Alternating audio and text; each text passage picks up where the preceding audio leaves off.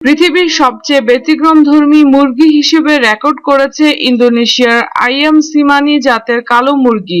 এই মুরগি দেখতে সম্পূর্ণ কালো, শুধু বাহ্যিক রঙই কালো নয়, এই মুরগির আগাগোড়া সবই কালো। মানে তাদের পালক কালো, মাথার ঝুঁটি কালো, ঠোঁট, নখ, পা সবই কালো। তবে সবচেয়ে আশ্চর্যের ব্যাপার হলো এই আইয়াম সিমানি জাতের মুরগির মাংস কালো রঙের, দেহের ভেতরের অঙ্গ প্রত্যঙ্গ সবই কালো, কালো তাদের হাড়ের ভেতরের মজ্জাও। শুধু এই মুরগির রক্তের রং কালো নয়, তবে এটি অন্যান্য সব প্রাণীদের রক্তের রং লালের থেকে অনেক গাঢ় রঙের। ইন্দোনেশিয়ান ভাষায় আয়াম মানে মুরগি আর জাপানি ভাষায় সিমানি অর্থ সম্পূর্ণ কালো।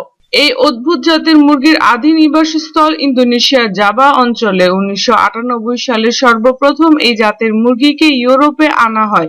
শৌখিন মুরগি পালকদের কাছে এটি খুবই জনপ্রিয় একটি জাত, তবে ইউরোপ ও আমেরিকায় এই মুরগির সংখ্যা অনেক কম।